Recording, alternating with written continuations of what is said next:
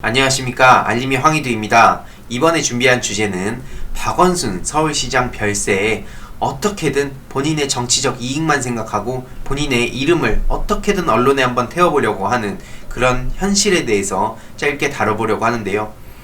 이게 아무리 정치적으로 생각이 다르거나 혹은 그 사람을 싫어했다고 하더라도 할 짓이 있고 안 할 짓이 있다고 저는 생각합니다. 근데 그럼에도 불구하고 어떻게든 고 박원순 전 서울시장님을 이용하려는 사람들도 보이고, 그 다음 보궐선거에 대해서 펜대를 굴리고 있는 사람들도 보이는데요. 짤막하게 요약해 보겠습니다. 최근 류호정 정의당 의원이 벌써부터 2차 가에 박원순 조문 안 하겠다, 이런 입장을 밝혔습니다. 조문 강제적으로 하라고 한 적도 없고요. 애초에 조문 안 가는 건 개인의 자유입니다. 안 간다고 했을 때 욕하는 사람이 있을진 모르겠지만 적어도 저는 안 간다고 욕하진 않습니다. 개인의 자유고, 그렇게 따지면 모든 사람들의 조문을 가야 되는 의무도 없기 때문에 그건 지극히 당연한 상식인데도 불구하고 굳이 조문 안 간다는 말을 저렇게 공개적으로 하는 이유는 뭘까요? 혹시나 언론이 그런 내용을 다뤄주니까 이 기회에 한번 내 이름이라도 알릴 수 있지 않을까 싶어서 한 게 아니냐는 의혹을 일부 네티즌들이 제기하고 있는데요. 저는 어떤 이유인지는 모르겠지만 중요한 것은 박원순 서울시장이 무조건 다 잘했으니까 그냥 다 존중해야 되고 다 조문 와야 되고 그런 식으로 얘기한 적은 단 한 번도 없습니다.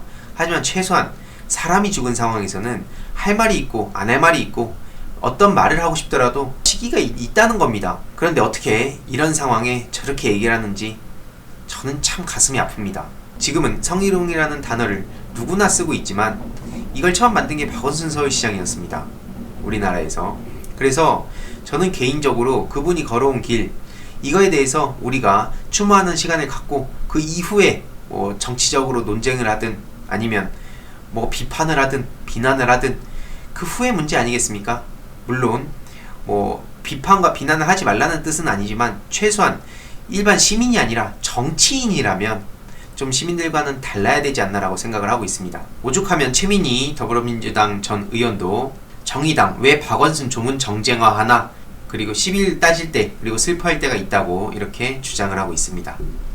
네티즌들도 정의당에게 묻는다, 노회찬 의원도 조문하지 말았어야 하나, 이런 입장을 밝히고 있고, 가기 싫으면 안 가면 그뿐, 굳이 카메라 앞에서 얘기 안 해도 됨, 그냥 안 가면 됨 이라고 이런 주장을 하는 네티즌들의 반응이 압도적으로 찬성을 받고 있습니다.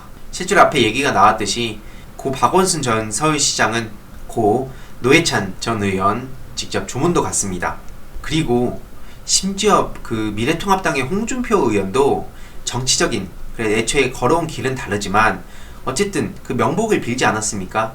그런데 이런 상황에 저는 참 진짜 이게 정치라면 대한민국 정치는 정말 심각한 문제가 있는 거고 어떻게든 바꿔야 된다고 저는 생각을 하고 있습니다. 저도 정말 마음에 안 드는 사람이 예를 들어서 돌아가시게 됐다고 하면 그냥 개인적으로 조문 안 가면 안 가는 겁니다. 그걸 굳이 제가 표현해가지고 비아냥대고 비꼬고 평소에 정치적인 어떤 생각이 다르고 토론을 하거나 서로 비판을 하거나 그럴 때는 감정적으로 갈 수가 있겠지만, 사람이 죽은 문제에 있어서 어떻게든 내 이름 한번 알려보려고, 어떻게든 언론에 한번 더 타려고 그런 식으로 조롱하는 짓은 해오지도 않았고 앞으로도 할 생각이 없습니다. 심지어 김종인 씨는 보궐선거 계산기를 두드린다, 이런 기사가 나왔죠. 내용을 보면 지금 이런 상황에 대통령 선거에 버금가는 선거를 해야 한다고 말해서 지금 역풍을 세게 맞았고요. 지금 무슨 서울시장 보궐선거나 부산시장 보궐선거나 경우에 따라서 또 다른 선거를 전제한다면 대통령 선거에 버금가는 선거를 해야 된다고 얘기를 했네요. 같은 당 주호영 원내대표는 전날 의원들한테 말조심하라는 문자를 보냈다고 하는데, 오죽하면 네티즌들의 반응도 지금 저와 비슷한 생각을 하고 있습니다. 당신은 천년만년 살 것 같냐? 제발 조신하게 있으라. 정치 공학만 생각하는 비정한 한국 정치. 그리고 다들 아시겠지만 나경원의 눈은 2022년 서울시장 선거로 요런 보도가 있었죠. 한마디로 지금 나경원 씨는 서울시장을 준비하고 있다는 움직임을 또 많이 보이고 있습니다. 무슨 법률 교실 같은 걸 만들어가지고 시민들하고 소통한다고 하는데 사실상 그게 서울시장 행보를 위한 그런 수단이라는 그런 네티즌들의 의혹 제기도 분명히 있었고요. 이런 상황에 어떻게 서울시장 공석됐으니까 내가 한번 이제 다음 서울시장을 노려볼까? 라고 생각하는 사람들이 아니 뭐 나중에 시간이 지나면 당연히 그런 생각할 사람들이 있어야 됩니다. 서울시장을 공석으로 둘 수는 없기 때문에 그건 당연한 거지만 최소한 장례 절차가 있는 거고 아직 발인이 끝나지도 않았는데 저렇게 계산을 하는 사람들을 보면서 우리 대한민국 정치 정말 많이 바뀌어야 된다. 진짜 하고 싶은 말은 많지만 제가 차마 같은 급이 될 수는 없기 때문에 이 정도로 꾹꾹 눌러서 얘기를 하는 거라는 점 다시 한번 말씀드리고 싶습니다. 이렇게 나경원의 정치 법률교실 얘기 나오고 있죠. 서울시장 어떻게든 준비하려고 할 텐데요. 제가 나경원 씨만큼은 절대 되는 꼴을 보고 싶지도 않고 볼 수도 없기 때문에 나경원 씨 대가를 치르도록 제가 최선을 다할 예정이고요. 최근에 백선엽 씨가 학년 100세의 나이로 지금 별세를 했다는 기사가 나오고 있는데요. 이것도 제가 정말 많은 말을 하고 싶지만 아끼겠습니다. 최소한 장례 절차 끝나고 그 이후에 뭔가 비판의 목소리를 낸다면 최소한 그 도리는 지키고 비판을 할 예정이고요. 그리고 뭐 저기 가가지고 비아냥대고 잔치국수 먹고 깔깔대면서 뭐 거기 가가지고 유튜브 키고 라이브하고 이딴 짓을 할 생각은 전혀 없습니다. 부끄러운 줄 좀 아세요. 우리가 못해서 안 하는 겁니까? 할 짓이 있고 안 할 짓이 있으니까 안 하는 겁니다. 근데 맨날 뭐 센 척만 하면서 정말 제가 최근에 이런 글을 남겼는데요. 익숙함 속에 가려진 소중함. 요약해보면 이렇습니다. 각자 다들 치열하고 바쁜 일상을 살아가다 보면 가족, 애인, 친구, 동지 이들이 익숙해지는 순간이 올 겁니다. 하지만 그들의 소중함을 잊고 살아간다는 얘긴데요. 모든 게 영원할 것 같지만 그 익숙한 존재가 사라지는 순간 뒤늦게 우리는 소중함을 깨닫게 되고 후회를 합니다. 하지만 아쉽게도 한 번 지나간 시간은 돌아오지 않고 인간은 같은 실수를 반복하죠. 이런 사실을 모르는 사람은 아무도 없겠지만 저를 포함한 많은 사람들이 이걸 망각하고 살아가죠. 자유로워진다고 할 때 그 자유의 개념도 대부분 평소엔 자유의 소중함을 잊고 살아가지만 진짜 자유를 잃은 후에야 본인의 자유에 대해서 생각을 하게 되죠. 당연했으니까. 구속을 당할 때, 억압을 받을 때 비로소 부자유를 느끼듯 평소 우리가 공기의 소중함을 잊고 살아가듯 시민과 나란히 있던 서울시의 소중함을 잊고 살아왔습니다. 왜? 당연했으니까요. 광화문 광장에서 권력 눈치 안 보고 촛불 집회를 하고 청년들의 미래를 위한 청년청에서 마음껏 내 이야기를 하고 지자체 최초로 기본조례를 제정해서 성평등을 이뤄가고 감정노동자 종사자 권리 보호를 위해 조례를 만들어가고 지난 9년간 이 모든 게 당연한 줄만 알았습니다.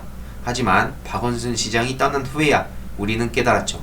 이 모든 게 전혀 당연한 일이 아니었음을. 랜드마크 건설이 아니라 노동존중특별시 서울을 위해 험난한 길을 걸어온 그가 못다 이룬 꿈을 위해서라도 혹시 우리 주위에 소중한 무언가를 잊고 살아가는 게 아닌지, 그 소중함으로 행여나 후회할 일이 또 다시 생기진 않을지 우리 모두가 주위를 돌아보는 시간을 잠시나마 가졌으면 좋겠습니다. 저는 다시 지금처럼 후회하고 싶지도 않고요. 후회하지도 않을 겁니다.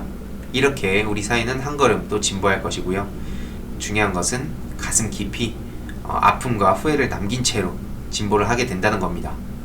고 김대중 전 대통령님, 고 노무현 전 대통령님, 고 노회찬 전 의원님, 그리고 또 고 박원순 전 서울시장님, 이러한 한 분 한 분을 떠나보내며 우리는 가슴에 못을 박는 심정으로 그렇게 뼈저린 후회와 함께 미래를 한 걸음 한 걸음 나아가고 있습니다. 이 순간도 절대 잊어서 안 되고요. 또 토착외구 세력들의 만행, 언론들의 만행 절대 잊어서는 안 됩니다. 오늘의 결론, 지금 정치적으로 박원순 전 서울시장의 그 죽음을 이용하려던 사람들 역풍 제대로 맞고 있고요. 이 순간도 절대 잊지 않고 앞으로 언론 개혁까지도 더 나아가서 우리 사회 전반적인 개혁까지도 해낼 수 있도록 최선을 다하도록 하겠습니다. 이 내용도 주위에 널리 공유 부탁드리며 박원순 전 서울시장의 명복을 다시 한번 빌어주셨으면 좋겠습니다.